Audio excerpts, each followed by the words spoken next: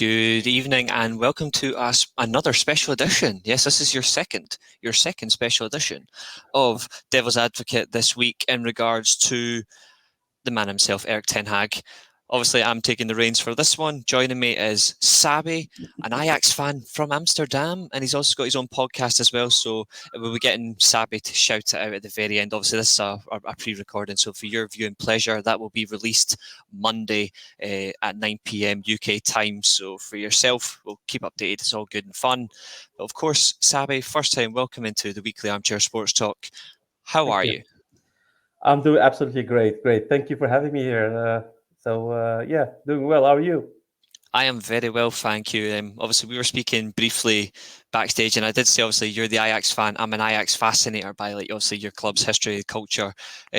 So obviously, you live in Amsterdam. I just want to ask, what is the reason behind yourself, supporting Ajax? But obviously, we get into the main topic of discussion tonight, which is obviously Ten Hag. But I just want to get a deep dive first into yourself. So, what's the reason behind Ajax for yourself, if you don't mind me asking? Well, I was born and raised in Amsterdam, the city of Ajax, obviously, and Yeah. I had my family all were Ajax fans from the start. So I basically grew up being an Ajax fan. Went to games when I was very young, um, Yeah. and of course the Champions League that we won in '95. That was epic, and that blew my mind even more. And from there on, it was only Ajax. Um, yeah, only Ajax. Well, that team was very special. I mean, the captain of the team, I believe, was Danny Blind, current Exactly. Ajax and former Manchester United player, Daley Blind's father. Van Yeah, Gaal was the manager. Rijkaard returned to be in yeah, the team. You had the De Boer exactly. brothers. You had Patrick Kluivert, who scored the winning goal. Edgar Davids, Clarence Seedorf, um, Overmars. Overmars, and there's one Yeah. more. It's a centre half that played beside Blind. I can't remember his name. There was one other Uh, player played in the defence. Is it um, is it Rensing? well, no. It was Frank Rijkaard who played That's the one. beside Danny Blind, and then Frank de Boer as left back, Mhm. Reiziger as right back. Yeah, we had such a great team, and all talents from our youth academy. So yeah, that was mind blowing. And the great Van der Sar in goal as well. I just want Van to der ask, Sar. just looking at that team, looking in, obviously for yourself, like an Ajax fan, I'm not sure if you had witnessed the great period of the 70s when they won 3 league titles in a row, and obviously the Cruyff era. Obviously, you won the Cup Winners' Cup at the very end. I believe it was 1987. I believe it was under Johan Cruyff. You won the Cup Winners' Cup before he went to Ajax. I just want to ask, your opinion as an Ajax fan, where does that Ajax team of the mid-90s reach in comparison to, say, today's team managed by main topic of discussion, Erik Ten Hag? Do you see any similarities? Well, if you compare it with the team of Van Gaal of '95, Hmm. there are not a lot of similarities. The main difference is, of course, the '95 team Yeah. was 80-90% solely youth talents. We had such a young squad, and they all came from our youth academy. Hmm. So that was very special at that time. uh, and it was uh, pure quality. And at that time in '95, it wasn't all about money. So there weren't clubs who were having so much funds. There were no owners from Asia or any other place, or from Hmm. Russia. So money didn't wasn't the first factor, wasn't the decisive factor to have such a great team. At this moment, in this at this time, you have several clubs who are being owned by wealthy persons. Yeah. And with Ajax in this area with of Den Haag, it's a real mix. It's a real mix of experience and talent, and that worked out very well. We had, and I think the main difference is that our squad uh, at this moment is way broader. We have more great players on the bench. Whilst at Ajax back then we had terrific starting 11, maybe one two players who did well as well, but Hmm. eventually it was quality wise. If you look at the entire squad, I don't think it was really matching with the ones that we had in this era. And obviously, in terms of attention to detail, obviously Ten Hag is very focused on like his teams. Like I call him the hybrid total football manager. Like obviously yourself, like, you'll know what I mean. Like total football, it's the Dutch system by like Rinus Michels from the 70s. But I use the hybrid because he always refers. He likes the German style. Like he likes the German style of like the counter press. So he incorporates that in his team. So he's a different variation of the total football. And just obviously from that in that respect, do you think that makes, as you said, you're more broad in terms of style and talent wise? Now, obviously, you've got Berghuis obviously being an Ajax fan, like former captain of Feyenoord. Yeah. You've got David Klaassen, which you brought back from Everton. You've got Dusan Tadic. You've got Sebastian Haller. You've got Jurien Timber. You've got Nusir Matsurai, who's potentially going on a pre-contract in the summer. Man United are linked. Obviously, Barcelona heavily linked. In terms of how you are now, does the broader style of Ten Hag fit Ajax going like further, or do you think there's maybe some things lacking? You know, in terms of like classic Ajax about the style of play, or do you think it's much better than before? Just a general question, if you wouldn't mind. Well, I think it's in between. I mean, we if you Yeah.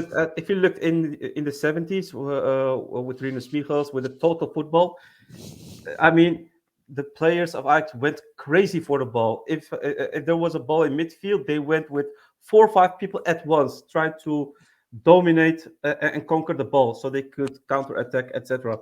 Yeah. Uh, what we see at this moment is with Ten Hag is we try to pressure, and we try to pressure that from starting from our strikers. So I mean, you don't see Haller a lot, but he does a lot of defensive work as well, starting from his position.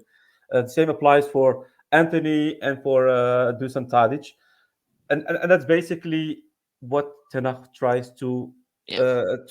tries to input that into the system.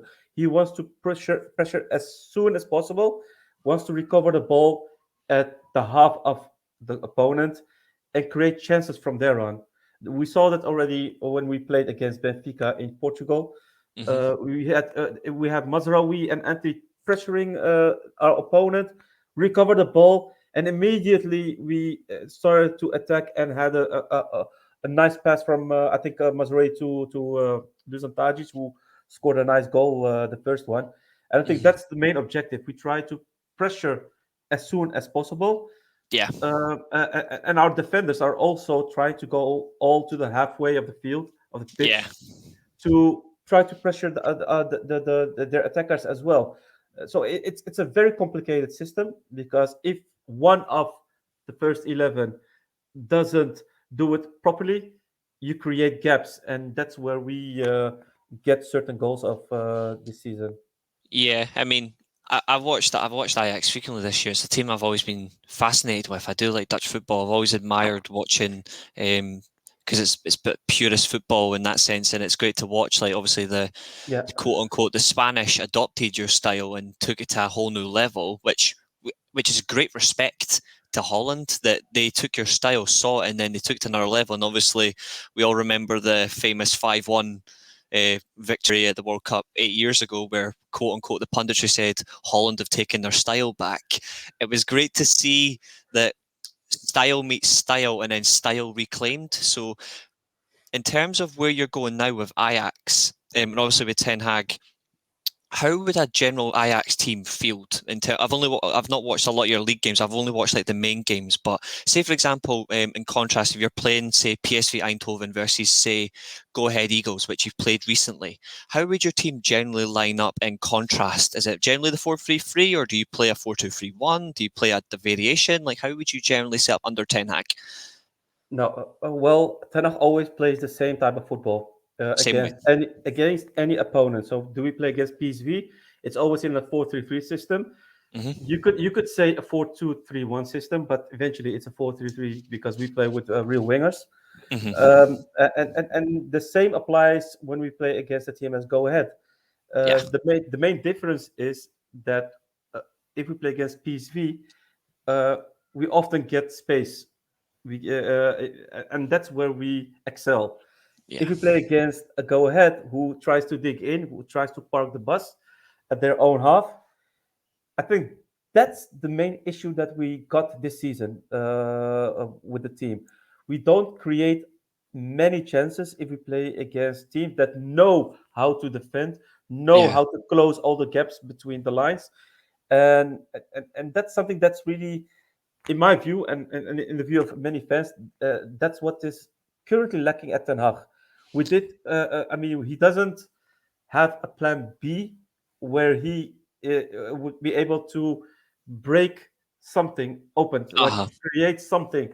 And against Feyenoord, we finally saw that. I mean, we Yeah. were down with 2-1, and Mhm. eventually he changed something during the second half, and then boom, we went had a draw 2-2, and then at the end even had the winner with Anthony playing really great football in the second half. So yeah, Because one thing I admire about Ten Hag is obviously I follow them.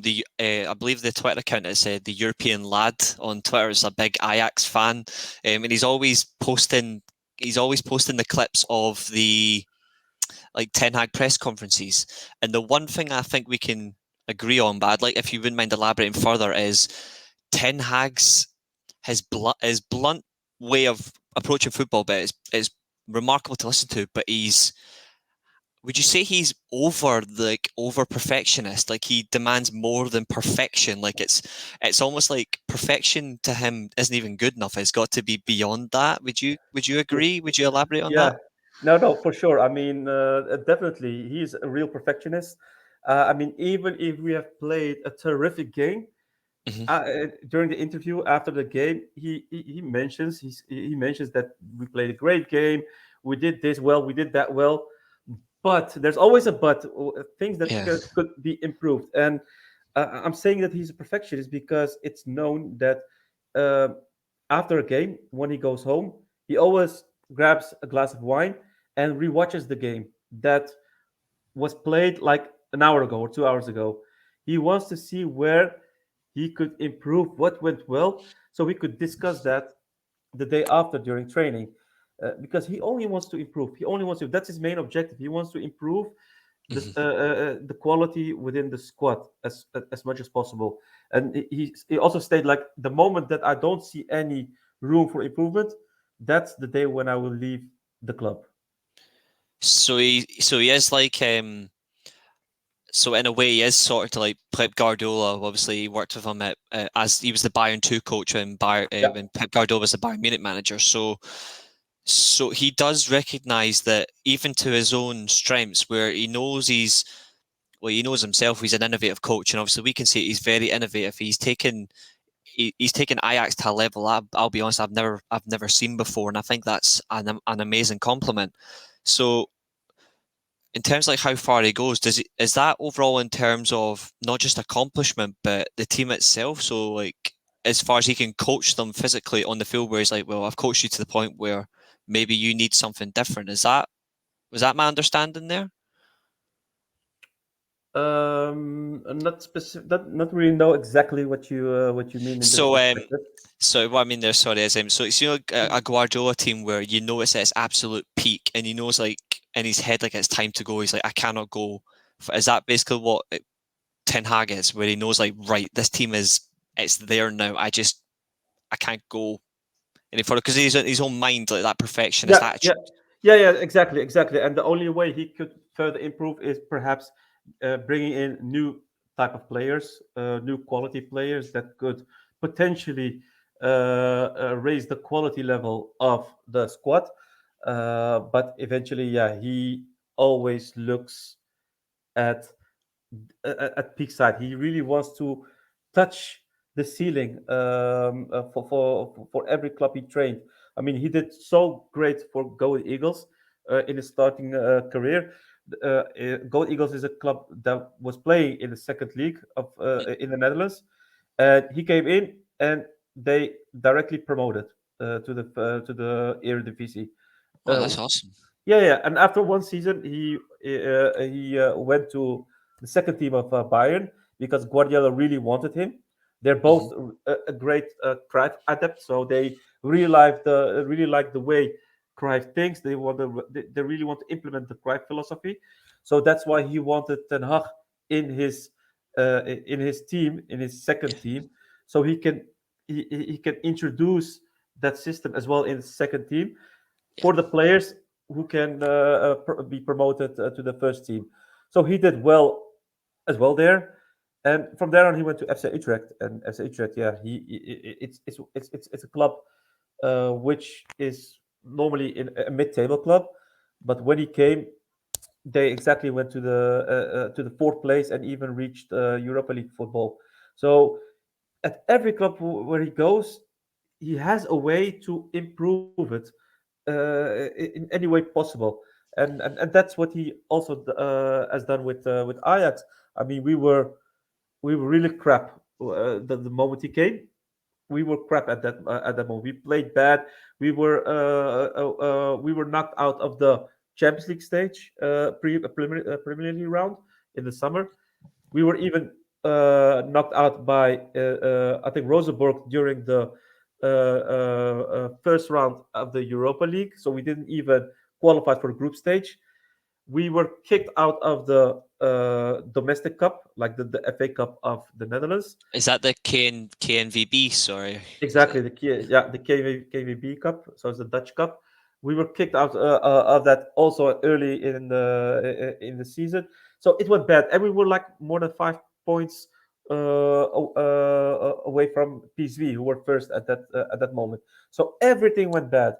Yeah, and then the coach back then was sacked, and then Ten Hag came in January 2018. Was that Peter And Bosch? Was that no, Peter no, Bosch at the time? no, no, no. Peter Bosch was earlier. It was I didn't I forgot his name. It was a bold. It was a coach who came from the second team. He was promoted to the third team, All and right. yeah, he didn't do well. So we got Ten Hag in January 2018, and the first games were okay. We won from our rival Feyenoord, but we lost too many points, and we even lost Yeah. big time for PSV. And at the end, we didn't win the league. So there were a lot of fans who were really opposing his arrival, because he came from Utrecht. Utrecht is more of a rivalry club to Utrecht, Oh, not to right. I us. see. So people were really annoyed that he came to Ajax, and they even were more angry because the first 6 months of the in 2018, yeah, he didn't do it that well. So we were not really. I mean, it's not me, but many fans were not really happy with him. Yeah. But eventually, after the summer, when he got the time to prepare, got the time to have the players he really wanted, yeah, we all know what went in 2018 and 19 with the Champions League semi-final. Great football. We won the league. We won the Dutch Cup. Yeah, everything went so great. Am I right in saying pre Ten Hag you hadn't won a league since you hadn't won a league since Frank de Boer, and Exactly. since then you've won two league and cup doubles, and this Yeah, is on course for three in a row.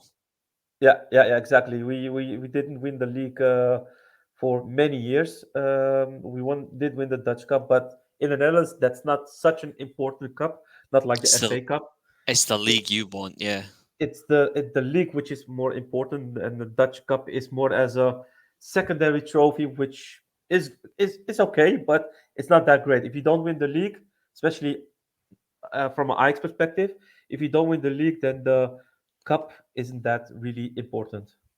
So I want to ask, based on where Ajax are now, obviously I remember the team that got to the Champions League semi-final a couple of years ago. Obviously, I had Hakim Ziyech, I had Frenkie de Jong, I had Matthijs de Ligt, phenomenal players. Van de Beek as well, obviously playing at United. He's been harshly treated. I'm going to ask your opinions on him very shortly, but since then you've replaced de Ligt with Timber, who I absolutely adore. I love Yeah, watching Timber. You've replaced de Jong. How you've managed that, I don't know, but you replaced him with Ryan Gravenberch, who's now potentially going to Bayern Munich. I'm kind of gutted by that. I wish he was coming to United. yeah, And me too. you've replaced Ziyech with Anthony, and you've put Tadic from a centre forward role into the left wing role as a wide number 10 to then get the best out of Haller. What's your thoughts on Ajax's transformation then, and from that period to now? And in terms of the question is, what could Ten Hag bring to United in terms of the current team we've got? Because there's some similarities in terms of like big players that don't fit his style that he could mould. How long do you reckon it would work for him? Obviously, it is a big task, like in terms of like the style of football, like coming into England, that's more pace and power rather than technical brilliance. Yeah. Well, if I may say so, if you look at if you compare the 2018-19 with this squad, Mm-hmm. um, if you look at the starting 11 in 18-19, they were out of this world. I mean, we can all agree upon that. Best team which I've seen for so many decades. I wish you won the Champions League that year. I actually had Ajax to win. Okay. Yeah. We weren't in it, Great. so I had Yeah, to go yeah, for a yeah, neutral club. I was like, I yeah. really want Ajax to win. Oh yeah, yeah, yeah. So good, great to hear. But unfortunately, it didn't went through. But no, but we had the starting 11 were so great, as you mentioned, with the Ligt, De Jong. Every player has his own characteristics, and they were playing so great. If you compare it with the current squad, starting 11, there's a clear difference. The 18-19 would win it with ease. But if you look at the total squad, like the 20 players or 22 players in total, this squad which we currently have is way better quality wise. This being said, the bench players of the 2018-19 weren't that great. We had some mediocre players, or maybe one player who could do well, but there weren't a lot of players who were quality wise that great. If you and in 18 and this season, we have so many players that could easily take over the role of any other player that is already playing in the starting 11. So that's the main difference. And as you know, we have a long season with many games to play. So True. a quality squad is needed, especially in this era. So very happy with this current squad that we have, and yeah, we're doing well. I think if we would play both teams, 18-19 and the one this season, and we had to play full season all season long, I think this one would probably be the winner You at you the would end. you would favour the current team to a couple of years ago. Yeah, I'll be current honest. squad, not the Yeah, team, the squad, the squad. current squad. Yeah, Yeah, yeah, I get what you mean. I mean, I think if you had to play, if this was a team that you would play in, say, for example, your cup final, I agree with you. I love your current squad, but I agree if this had been the team from 4 years ago versus the team now, I think the current team would absolutely tear it apart because there was so many. I think the best way to describe there were so many killers. Like yeah. Ziyech was a killer from that edge of the box area. De Jong, Van de Beek, Wow, fantastic wow, midfield combination. Tadic settled in so fantastically well when he came in 4 years ago. He's so underrated, and Tyler Fico obviously now he's 4 years older. Fantastic on the left flank. So I honestly agree with you. I think it would, but I like the way that you described how the current squad would still would still more advanced because obviously the depth, and that's the one thing is how has Ten Hag adapted between now and before in terms of depth? Because he has specifically brought in players that were from your previous era. Like he's brought in David Klassen, for example, yeah, a former yeah, Ajax captain. yeah, Like, what's your overall thoughts on that? Because obviously, being an Ajax fan, obviously, it's more natural to go with young players. But he's brought in a 27-year-old. He's brought in Tadic, who I believe was yeah, 28, 29. Haller's 25, which is okay. But in terms of like just that, yeah. like, what's your overall thoughts on that? Like, Well, he's broken the mold. yeah, no, totally agree with you. What we've seen in the past is we always had a young squad, a young team, which played great football but never won prizes. Yeah, And that's the main difference between what Tanakh wants to see. He knows that there are really bright talents in our squad, yeah, but they need more experienced players to take them with them into the journey of winning prizes. I Yeah. mean, football is not only about technique; it's also about mindset. It's all about the way you play, when you need to attack, when you need to defend, when you need to uh, pull off the gas, etc., etc. So, and if you look at, and you need players who can read a game, Yeah. and you can only read a game by having experience. And I agree. Tad, I mean, Tadic was, when he played in the Netherlands, at Groningen and at FC Twente, he did great. I mean, he almost went to Ajax that season before he went to Southampton. And uh, yeah, at Southampton, he didn't do very great, I feel but sorry for him. it was, yeah, me too, because I mean, he needs to play in an attacking minded team, and at Southampton he was more busy with defending than with attacking. And I mean, his quality is more the attacking part instead of the Yeah. defensive part. uh, with Haller, I mean, Ten Hag knew Haller already from his FC Utrecht time. He already was a coach. Yeah. Yeah, he played at FC Utrecht Haller, and Ten Hag was the coach back then. And yeah, he knows his qualities, and he knew that certain certain type of player was needed in his squad. That was missing. We had Huntelaar, who is a great striker, who could link up the play very good. And Haller is somehow physically more strong, so he needed a player who could do well in the link-up play, could score goals, but also could win headers. I mean, Yeah. and that's what one of and yeah. Furthermore, we had Blind. So Blind played at Manchester United, came back because yeah, he felt he needed to play more, and he missed Amsterdam, he missed Ajax. Um, so we used his experience, of course, to play to play again with Ajax. Same applies for Klaassen. He's Yeah. experienced. He played in England, didn't do well. He went to Germany, went to Werder Bremen, got his form back, but at the end he wanted to come back to Ajax. So it was like a win-win situation. Klaassen knew the Ajax identity, Ajax philosophy. He Yeah. has experience. We had a lot of youth players in midfield, so it was good to have him back, and that's what Ten Hag really wanted. He wanted a mix of young players, because we currently have Timber, we have Martinez, Gravenberg, Mazuri is also like 22, 23. uh, if Anthony is still young. So if you combine that with experience of Blind, Tagliafico, Tadic, Haller, it's a great combination, and hence the way we play is more mature, and that's how we like to see it. And it's more decisive by the fact that you've scored 80 league goals and you've only conceded what 13 all season. Yeah, yeah, It's phenomenal. Like I like this that like I know a lot of people are going to go. It's the Dutch league. It's not as explosive or as big as say the Premier League or it's not as fast as the Bundesliga. For me, that doesn't matter.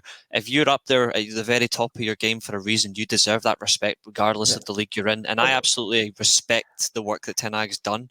And I just wanted to ask, say for example, Ten Hag was to leave Ajax. Obviously, the main topic of discussion is he has been like with Manchester United. He's apparently had an interview based on like what regards to it's not about the money that he wants to make. It's more about creating a style, a legacy that will last, that will lead to success.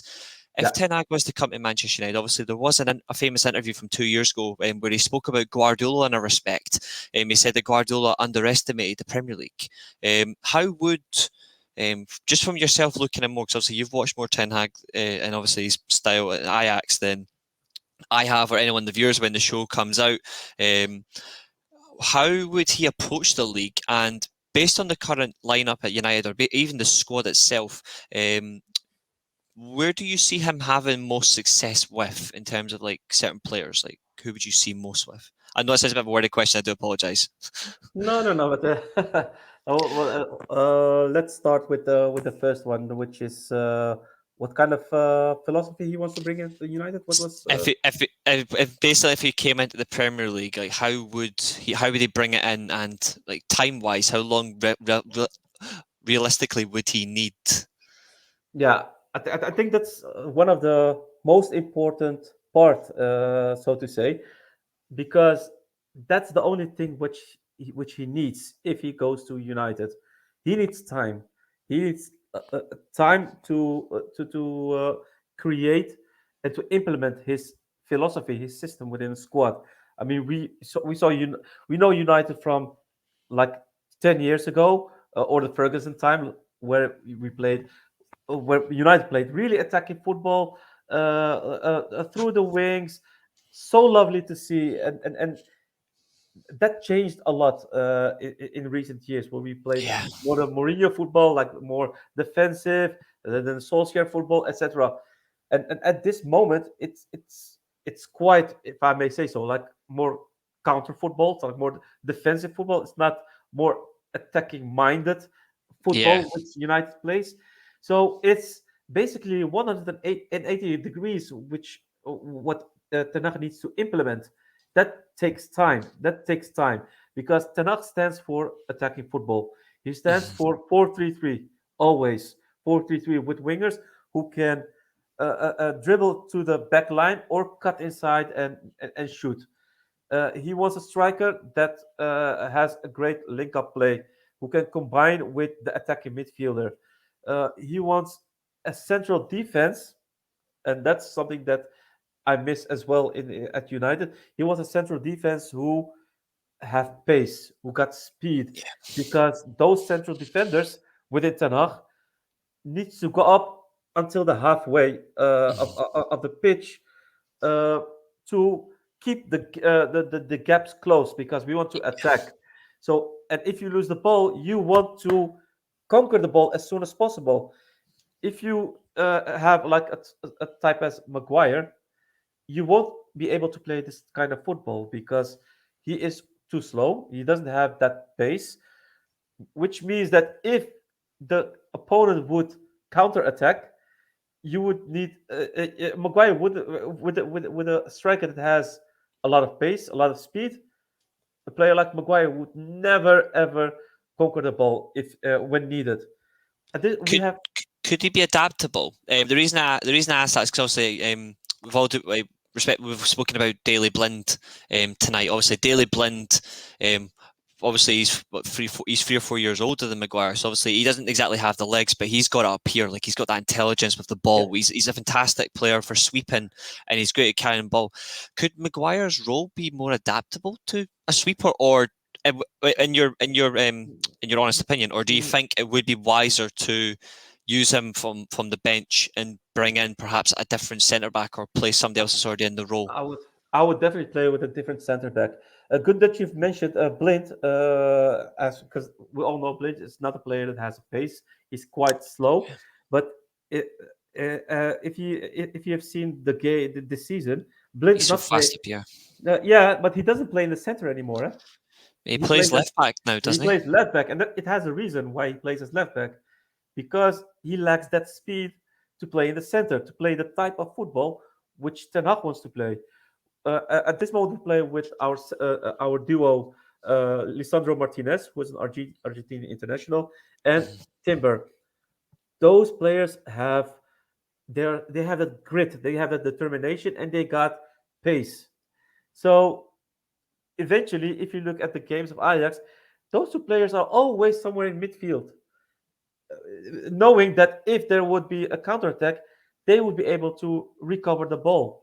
There's so much confidence from the whole team in those two center backs, and with Alvarez, who's our most defensive midfielder. Those three are like are the fundamental basis of our team. Without those three, it would be very difficult to do what Ajax does at this moment. It starts from them, and Yeah. especially in the build-up. Also, Gravenberg helps out in the build-up, but that's why a type of player as Blind is playing as left back, because he knows Blind is an excellent player when you build up, but he's quite terrible in defense. Uh, Yeah. hence, hence the reason why he's playing as left back. Ten Hag wants him to play because Ten Hag only thinks, well, not only, he mainly thinks in attacking minded. And if you want to attack, if you want to build, you need a type of player as Blind in your lineup. So that's why he plays the whole season. but he doesn't play in the center of defense because that will be killing in this current formation, in the current system that we play. And Hmm. you can compare. I don't want to compare defensive wise, but pace wise, etc. You can compare Maguire with Blind, That's and why I thought it'd be best to ask you because I'm not going to compare them defensively, but I thought pace-wise, is there an adaptability there? But obviously, I think yeah, I think your opinion there is very fair in terms of like Maguire. Like suspect-wise, I do think Blind is a very underrated football player. Very yeah, underrated in terms of progressive. Very good passing the ball forward. He does have a yeah, fantastic vision. exactly. But would there be obviously Edson Alvarez is a fantastic example because he's a. I was going to ask him obviously in terms of our midfield, like our general midfield right now is Paul. It's either McTominay or Fred, and it's Yeah, either Bruno Fernandez or Paul Pogba, depending on how each game plays. yeah, Instead of like Maguire playing as a centre back, I know this might sound like obviously for people who are going to be watching this, they're probably going to crucify me, but for his lack of pace, but players you could put around him, could you see Maguire playing as a defensive midfield player? Because he is actually a very intelligent player. His problem is his lack of pace. Obviously, Edson Alvarez has a very specific role in your team, and I know he's a very aggressive, no nonsense South American. yeah, yeah. Would could Maguire be used in a role like that? Is there anything there, or would you be more likely to say maybe more McTominay for the frame? Well, I would never play Maguire, to be honest, Yeah. especially not in midfield.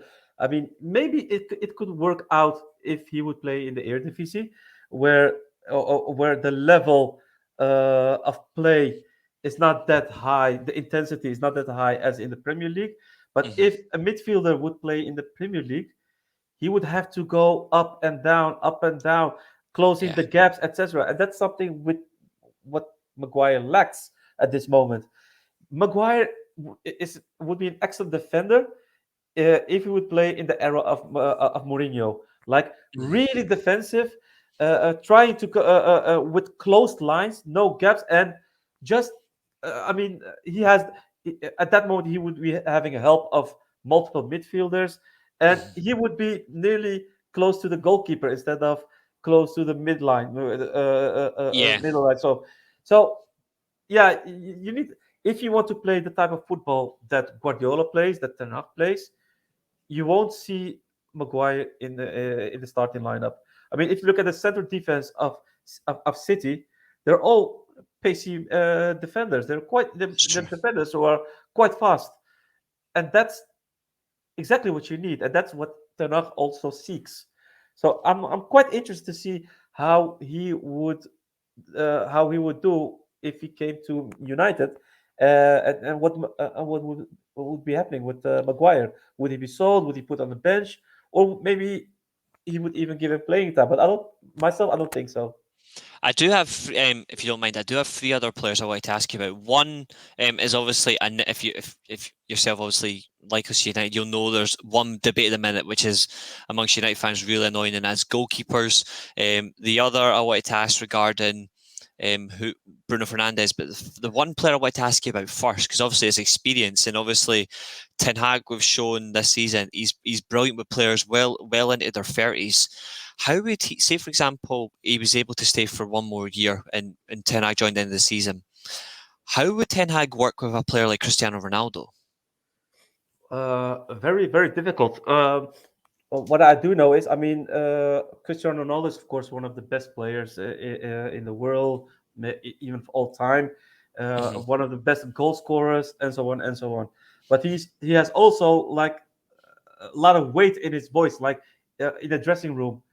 Whatever he says in the dressing room, it's always being taken into account. I mean, he's quite a legend for many fans and many players. So it's going to be difficult. But with Dusan Tadic, he is, of course, in a different level, but he's also a player who likes to reach out, who likes to uh, stand up in what he believes in, and Yeah, and he also he has a lot of discussions with Ten Hag on in the way we should play, etc., etc. And then I've also mentioned, like, I like to hear from experienced players how they feel, what they think of certain tactics and formations, etc. So he listens to them, but he also said, I'm the only one who takes the decisions. I do Yeah. take their opinion into account, but it's me who takes the decisions. So I think it will apply as well with Ronaldo. I mean, he would talk to Ronaldo. He would discuss certain uh, tactics or formations with him. But Yeah. eventually, it will always be his choice. That's something that's for sure. He won't be led by players in any case. So he would like to take. So the one thing that he is aiming for, he wants control, rightfully so. He Yeah, want yeah, it's yeah, his dressing yeah, room. yeah. He's quite dominant. Huh? He's quite dominant coach. I mean, if you look at his interviews, if you look the way he approaches things, he's quite there. He's quite dominant. And on the other hand, he's also trying to make jokes with his own players. He's trying to play with them. I mean, he's still playing football, so Yeah. if they play 11 against 11 on the pitch during practice, he always plays along with them, So he always does active. making So he jokes. gets involved. Oh, that's He's fantastic. involved. Yeah, he's involved. He tries to. It's not like in the Ferguson time where Ferguson doesn't even lead the training. He only watches from the back, and he got other coaches who were leading the training. No, he leads the training himself, and he plays along. He makes jokes with them. So it's like he's one of them. But eventually, he is still the boss, and he is still the dominant person. Whatever he asks, it needs to be done. Period. Yeah, I and get. and I, uh, I, I and totally he respect that. I yeah totally and he respect will that. and he will bring that with him to United. I'm for sure on that. That's something I really want to see because obviously the one thing that's going on at United I really do despise. And I know a lot of United fans despise it is player power. The players have decided a lot of issues over the past couple of years. Yeah, Like the managers, they've been getting away with a lot, and the managers, like past and present, have been unfortunately yeah, dismissed over certain instances. Should not. At times, I would say the man may have been right to get rid of the manager, but some of these players really do take. Excuse my language, but they do take the utter piss out the manager, where they will just mug, like they will just take him for a mug and dominate. Which I'm hoping, obviously, Ten Hag's quite a very straightforward, straight to the point guy, exactly. and Yeah, yeah. I hope that's not the case in United. No, I wanted to ask you about midfield because obviously midfield, obviously for yourselves, you've got Berghuis, you've got Kudus, who I absolutely adore. You've got Gravenberg, you've okay. got Edson Alvarez. How would a player like Scott McTominay fit into a midfield like tonight? Because obviously for the international team, obviously he plays. Scottish, he plays for a right side centre back because he's carrying of the ball ability, but he likes to get stuck in. But he can play decent passes, like short or long, if he needs to, switching to Yeah. play, and he can go forward. How would how would McTominay fit in a Ten Hag system? Well, knowing Ten Hag and also the way he looks at his formation, and if I translate that into United, I think he would only play one of the two players at this moment. So he would either play McTominay or Fred. He won't play both of them. Um, I mean, Bruno Fernandez will 100% be a starting player at with Ten Hag because he really likes a number 10. He really likes a player who tries to combine, who has that pass, so who has who can see things, and that's something that he uh, sees at with Berghuis as well. So I think you can compare Berghuis, the type of player, not quality wise, Berghuis with Bruno Fernandez. So I think Bruno Hmm. Fernandez will play, McTominay probably as well, but Yeah, you will also need a third midfielder who can play football, who knows how to, who is technically gifted and knows how to build up the play. So not only to conquer the ball or to break the attack of the opponent, but also a player who needs to who can build up. And that was a role which I have seen for Donny van de Beek to do that, but unfortunately, it didn't come out. But yeah, you need such a player, so, someone who can build up the play, and that's something I currently miss at United. do you think? Obviously, I'm going to come to the goalkeeper debate in a minute because obviously being an Ajax fan, you know full well like distribution from an Ajax team, like sweeping like the goalkeeper as the first attacker is so Yeah. important. I wanted to ask before I come to that. literally you just brought him up, is Van de Beek. He has had a torrid time at Man United. Obviously, he's been promised X, Y, Z about game time. You're going to be involved. He was originally, for anyone who didn't know this, obviously Sahbi does, obviously myself, and Van de Beek was originally due to go to Real Madrid. That was the original deal, but Real Madrid at the very last minute pulled out. Man United then swept in. Man United signed him. He hasn't particularly. There has been games where he has been good to watch. There's been games where he's been slightly ineffective. It might just been the team or who's been around him it doesn't fit. But in terms of this, do you think Van de Beek would get more of a chance if Ten Hag comes in, or do you think it would be wiser? All due respect to Van de Beek here, because he's a brilliant player. Do you think it would be wiser for for him to move on, or do you think he would get more of a chance under Ten Hag at United? No, I mean, Ten Hag knows Van der Beek. He knows him Yeah. for many, many years.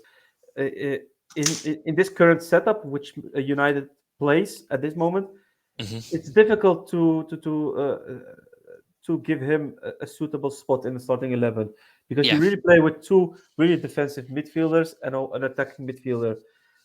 Whilst at Ten Hag, he plays with one defensive midfielder and one attacking midfielder, and then a number 8, a player who builds up and then also goes and also interact with the attack.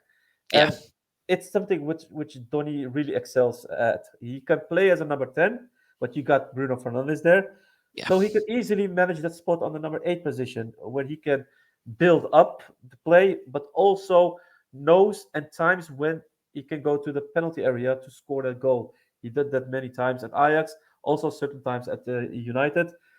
That would definitely be something that would work for him. But in this current system, it will be difficult for him.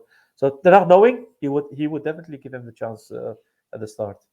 And obviously, you mentioned goals from out the box, where he just pops up. Obviously, we do remember the second leg. Unfortunately, bad memory for you, Sahbi, but obviously Ajax were unfortunately knocked out at the very end. But that Van de Beek goal right at the very beginning of the game was exquisite. It was a beautiful finish. I've always liked Van de Beek. I just feel sorry for him that hasn't worked out in the league, and obviously other players are more adaptable to the league because of the style. He hasn't really been able to embed. I was actually going to ask you about.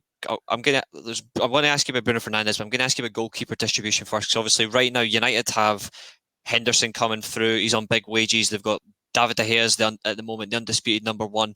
He's on massive wages. Ten Hag, obviously, during the unfortunate incident with Onana, obviously he was out for 10 months. So Pashveer and Stekelenburg were your main goalkeepers, and Pashveer is a fantastic distributor of the ball. Not particularly great shot stopper. I think you'll probably agree, maybe, but his distribution is phenomenal. How would if Ten Hag was to come into Man United, would David De Gea still be his number 1, or would he phase him out to bring in Dean Henderson purely from the distribution standpoint? How would you see that working out between the two? Yeah. Well, to answer this, you need to take into account several aspects. I mean, we know De Gea. De Gea is an excellent lineskeeper. I mean, he can save such terrific balls, but he's lousy with his feet, as far as I'm informed and I've seen. What Ten Hag likes is indeed just like all the Ajax keepers who are being educated in the academy to play well with their feet. So the distribution is extremely important because we want to build up from the back. We don't want to shoot the ball and give it to the opponent. So we want to build up from the back, and especially if our defense is under pressure, we want to have that confidence that we can play back the ball to our goalkeeper, so we can distribute the ball again. So that's one thing. The second thing which Ten Hag really admires is the coaching aspect from the back. So he doesn't like a goalkeeper who stands quiet and only screams, and that's it. He wants to coach the whole back line, how to where the ball should be passed, where to walk, where the attacker is going. So he's trying to keep the back line focused, and that's something that he really looks at. So I don't know how De Gea is from that perspective. I know Henderson is way better with the distribution. Yeah, far better in all respect. Yeah, and so so we have to look into the second part, which is the way he coaches the back line. We need somebody who has total a total focus and knows how to keep the defense concentrated. So it's difficult for me to say who would be the first goalkeeper. Would it be De Gea, or would it be Henderson, or maybe even another keeper? Because we all had the rumor, knew the rumors about Henderson coming to Ajax on loan. I don't know whether you were aware of. Yeah, I was. I genuinely thought he was going to go. I thought Yeah. he was going to go. So apparently it's a typical goalkeeper which suits Ajax, meaning that it's quite likely that he would get the chance when he if Ten Hag comes to United, because we don't want only a shot stopper, we want more. And Onana is a shot stopper, but he also knows how to distribute. So he was the total package. Unfortunately, he took the wrong pill and got suspended. And, uh, Yeah, and from there on, he had a bad relationship with the fans because he didn't want to extend the contract, especially since Ajax kept on paying his salary. true. And the start of the season, he said he hasn't signed anywhere, but there were so many I heard he journalists. was going to Inter. I heard he was going to Inter Milan. Yeah, he already signed. He already signed in So he is going. Like he is going this he is summer. go this summer. Yeah, he signed on the first day of the transfer window during the winter break. It was already confirmed that he would go to God. Inter.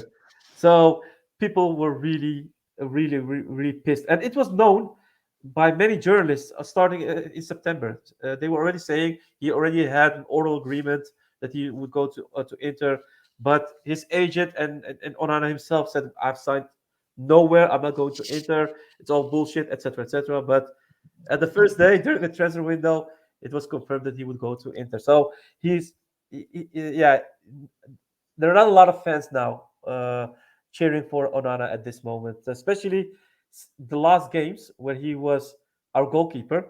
We Mhm. conceded a lot of goals. We I've conceded like, noticed that. I've noticed that you've been yeah, I got because I think respectfully, I do like Andre Onana. I do like. I think he's a very good goalkeeper, but I'm in the same inclination as you. If I was like, if my goalkeeper had done that, denying it, full front, and yeah, then bullshits to your face, oh, and I've not going to send a new exactly. contract. Do you think that was?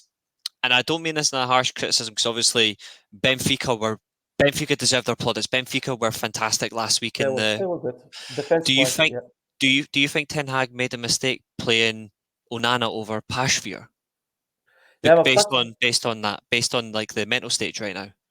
but Pasver is injured, Oh, so oh, that's is why he? he didn't play. Yeah, Who's your backup at the moment? well, we just bought a keeper, Titon, who is Okay, an old keeper who was a keeper for PSV Eindhoven many years ago, okay, and he just played for a team in the United States in the MLS league, where I think the season was over. I don't know for sure, but his contract expired there, and yeah, our second goalkeeper, Pasveer, was injured. He broke his finger during the first game against Benfica. Stekelenburg, who was ultimately our first keeper, was injured at the start of the season. Our third keeper is injured as well. oh So God, we had all our keepers were injured, so we had to buy a new goalie like for 6 months. This oldie, Titon. So there was actually only one option, and that was to play Onana. yeah, Uh, and yeah, that's why he played. Normally he wouldn't play because yeah, even though he's a good keeper, uh, Ten Hag really gave confidence to Pasveer. But yeah, Onana had to keep, and yeah, he made a mistake against Benfica from my point of view, and also certain mistakes during previous games. We conceded a lot, so hopefully Pasveer will come back, but it will take at least 1.5 or 2 months. So we'll have to do with Onana, unfortunately, this last months. That's brilliant. I do have two final questions for you. Yeah, go ahead. And my second to last question is, of course, Bruno Fernandez. We touched on him obviously as a number 10. Obviously, Tadic formerly an attacking midfielder. He then played as a centre forward.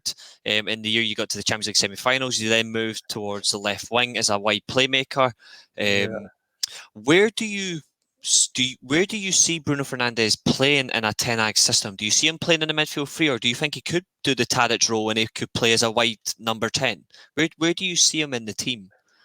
Yeah. So with regards to Tadic, in the 2018-2019 year, he did play indeed as a striker. But in the Eredivisie, he was still playing as a left winger. The reason why we played in the Champions League, why we played Tadic in the Champions League as a striker, is mainly because of the link-up play. In the Champions League, you need that link-up play, and we had Neres, who was in excellent form, together with Ziyech, Wonderful player. Yeah, so that's the reason why Tadic played in the center.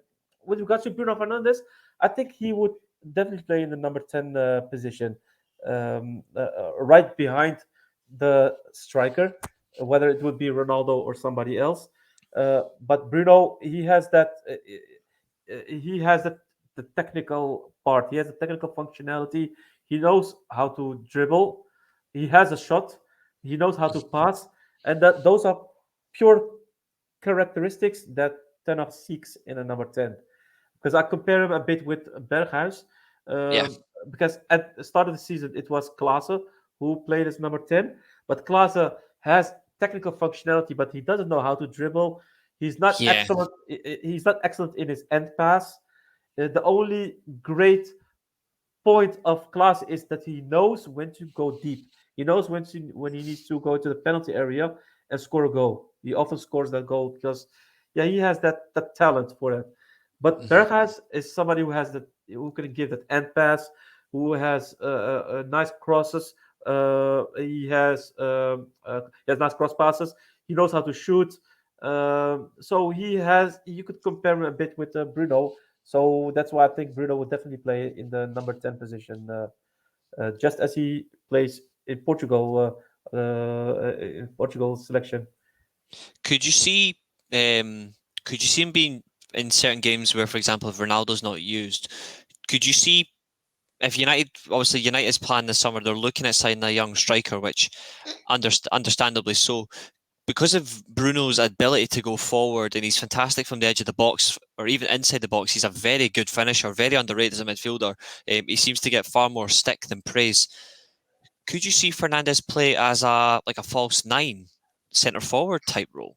Yeah, I mean, we saw how Ten Hag did with Tadic in 2018-2019. You see that as well how Guardiola is doing with Phil Foden, playing as a striker, and not being able to play as a striker, but being included as a striker.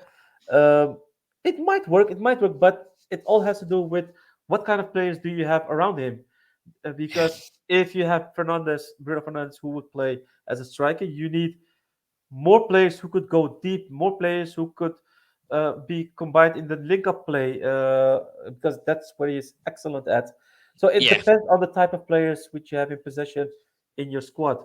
But it might work. I mean, if it worked with Tadic, why not with Bruno Fernandez? So it will be a good guess. It will be a good thing to practice. That's brilliant, and thank you for your honesty. And my final question to you this evening, is on obviously the one thing that Ajax and Man United both share besides trophies, rich history of being the dominant forces of their respective leagues, the European success. The one common factor we share is our proud youth academies and our attention to detail in terms of young players coming through and how they embed into the team. Obviously, for United's academies, they play a very different style of football to our first team, whereas young Ajax and the first team, it's a similar style of play. If Ten Hag got the Man United job, how much influence would he have, or how much influence would he like to have on the academy teams? And would he actually hope for the coaches currently at the club? Would he want them to play the same style of football, or would or would it be slightly the same? Just add a little bit more of the Dutch focal sense into Yeah. if you know what I mean, like No, no, would no, he I know would what you he mean. would he add to would he want Yeah, more control on the Man yeah. United under 23s down, or would he give a little bit of leeway to the current coaches based on his time at Ajax at the moment if he got the United job? No, no. I think he would definitely want to have that influence to have control from that perspective. Uh, I mean, he loves to bring in youth players into the squad every season. Yeah. There's always one player, at least, who is being promoted to the first team. Uh, it's always the case. And in order to implement your system also in your youth academy, at least in your second team, you will need that influence. You will need it to implement that. You need that. You need to know that the he needs to know that the young players that come in knows how they should play, knows how the system fits, and so on. You can see Ten Hag always looking at the games of young Ajax. If young Ajax plays at home, he's always there watching the game because he wants to see how they develop and so on. And Ten Hag is there for the long term. If you want a coach for 1-2 seasons, I would say don't get Ten Hag because you won't get any win from that perspective. You need Ten Hag for the long term, and with the long term, I mean at least 5 years. So don't expect the first season to have him create miracles. He needs time to adapt. As I said, it's a 180 degrees of mentality change, formation change. So he needs that time. Guardiola didn't do it uh, that great as well when he came in. So Mhm. he needs time to implement and to control, to focus. And to do that, you have to look at your first squad, but then he will have to look for the long term also to their second team, like the second team of United, and so on. Because you don't want to do this every season. Try to implement it again and again. You want to have this implemented from the start through the youth academy, and from there on, you will be able to easily proceed with the way you want to play. And it takes time. It takes time. It's easy to play defensive football than attacking football. So yeah, in that from that perspective, you need to give him time. You need to give him the confidence, and if you give him the time, I'm quite sure he would do very good. I appreciate that. Thank you so much. And obviously, we are going to wrap up there. This has been one of my personal favorite shows. I've absolutely loved this interview. Obviously, Sahbi Yeah, is an Ajax fan live from Amsterdam. It's been an absolute pleasure welcoming you to the weekly Armchair Sports Talk. Obviously, this is a pre-recorded show which will be released 9 p.m. on Monday. So stay tuned. We'll be premiering that. Sahbi, for yourself, it's been an absolute pleasure having you. Just for your podcasting, social media presence, where can we find you across social media, like for interactions with yourself regarding Ajax? Where can yeah. we find you? Yeah, so personally on Twitter, you can find me at Ajax Sahbi, so at Ajax Sahbi. Easily, you can find me easily on Twitter. Furthermore, on a podcast, because we have our own podcast, Hmm. it's called We Talk Ajax, and it's a podcast for the fans, international fans, Ajax fans, by the fans, because we are a team of 5-6 people, including editing and panels. And what we do is we discuss games of Ajax. After a game, we discuss what went good, what went wrong, what could we do better, etc., etc. It's all in English, and we have extra talks during the weeks where we discuss all the news of Ajax, transfer talks, what thoughts of fans. And the nice thing about our podcast is that we invite international fans, Ajax fans, to discuss with us, and always lovely to do. So please Oh, that's brilliant. have a look at it. Subscribe on Twitter, We Talk Ajax, or on YouTube, We Talk Ajax. I will certainly look into that, because obviously, I said at the start of the show, I said that backstage as well, and I'll say it last time as we're closing up. I'm not a full-on Ajax fan, but I'm an Ajax fanatic. I do love the Dutch style. I do love Ajax from a historical sense, and they're a fantastic club. It's one I've always admired, and it's been great to speak to you today, Sahbi. I'm so blessed that we were able to get you on. It's been an absolute pleasure, guys. We're gonna wrap it there. You will, once you see the show, obviously like, share, and subscribe. Obviously for the weekly armchair. It's a pleasure. Follow us on Sports Armchair on Twitter. We do have our Twitch channel, which will be coming along very well soon. But on that regards, it's been an absolute pleasure. Thank you so much for watching, and see you again. Thank you.